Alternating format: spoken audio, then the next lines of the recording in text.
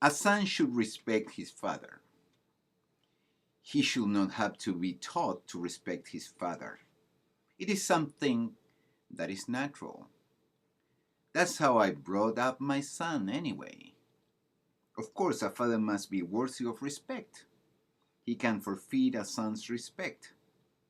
But I hope at least that my son will respect me, if only for leaving him free to respect me or not.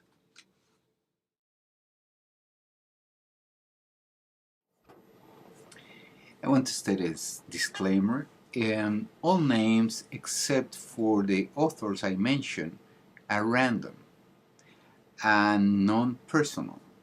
I'm not referring to anybody in particular. Please bear that in mind. Thank you. So we have two major problems, so two major um, elements that we should explore. And these ones, the number one is the relationship between self and consciousness. So when I talk about self, I'm saying if that is something innate that defines as somehow. And the second uh, element of this relationship is consciousness. And consciousness in terms of whether this consciousness is coming from the relationship between ego, superego, and id, um, or is coming from some kind of, as I said, innate element that we have inside. So this might be, if we solve this problem, this might be able to explain the if whether machines can have consciousness like humans, because if this is a relationship, obviously machines can have this consciousness. But on the other hand, we have the other problem, which is the consciousness of animals. Do animals have consciousness or they don't? Because if they have consciousness, they don't have this problem between id, ego, and superego. See, so wouldn't come this consciousness for this relationship. So it's something that is very relevant to explore. So the second item on this discussion comes from the problem between the world as the container of us, and self or ego. So if we have self and the world, the relationship between the self and the world, it is actually a relation of a tension between these two elements. Whether since the world expresses itself in different ways, like in nature, with the problems that humans have to face in terms of nature, when they talk about the Neanderthal, the primitive humans that they have to fight the elements and survive and then kill each other, like in 2001 when the monkey gets the bone and kills another monkey because they are fighting for the water, and then he throws the bone to the skies and this bone became a rocket, and this rocket, you watch that movie, and it's also a commentary about the same issue. So, or it's basically this relationship between the ego or and the world. So it's the concept of adaptation. This concept of adaptation basically is a concept that the modernists, in particular Rousseau, like pushed, and it became really popular after the monarchy. They were in bias of collapsing, and they were creating this new world order with enlightenment and everything that at the end of the 19th century, like for 100 or 150 years, The nation state was created, the concept of republicanism, and supposedly the pyramid between the power of the sovereignty of the monarch. It was dissolved by this inverting the pyramid when the people, like the Constitution of the United States said, we the people. So we have these two situations that is necessary to clarify in order to understand.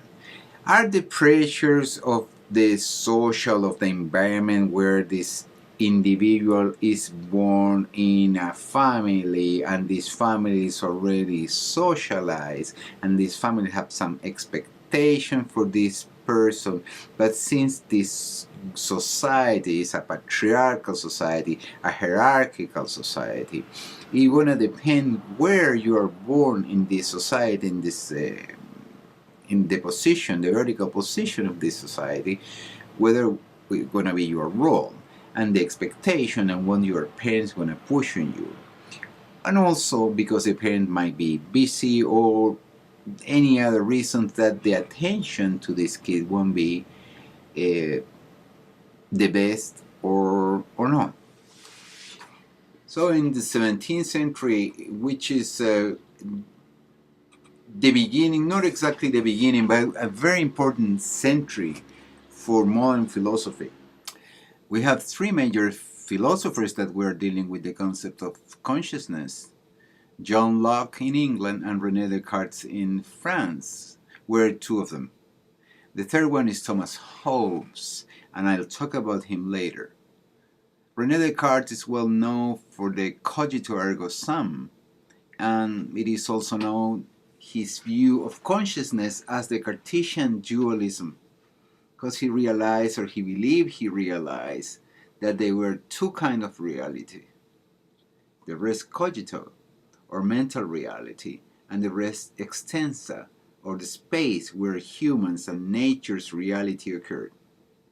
So he created this dualism. Before that, when the Catholic Church ruled, it was very straightforward to talk about these topics since they were a matter of faith.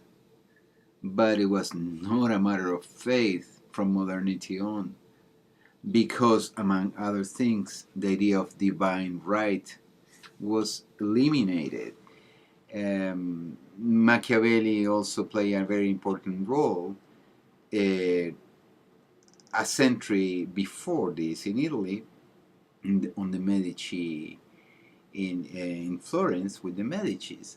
But so all this modern thought where God was like put aside as an element of truth, where humanism or human were at the center of the stage now, and then human had the responsibility of defining what reality was, create this thought and this also these doubts about it.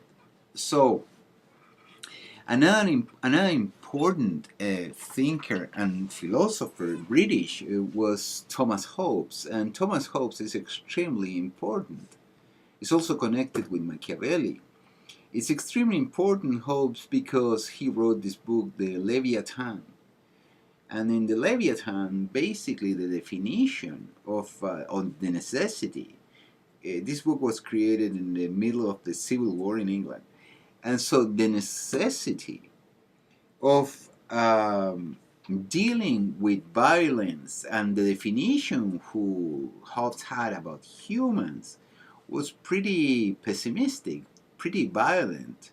So he believed at the time, and basically the whole modernity, if we can analyze all what happened after this, was inspired in part, very important part, by this book. So people needed to be controlled, people needed to be oppressed for their own good. So, because it was like a view of that people were basically criminals. I mean, literally. If you had the opportunity to kill another person, he would do it. Uh, so basically, he was having the definition. Hobbes was having the definition of a psychopath. You know, for example, if someone wants the property of another people, for the envy of these people, which is one of the Ten Commandments, by the way, would like lead these people to commit a crime without any problem. So the state was a necessity of a civilized life. So civilization, Hobbes, Machiavelli, where went vis-a-vis with all this analysis or philosophical analysis or understanding or attempts to understanding of the human mind as well.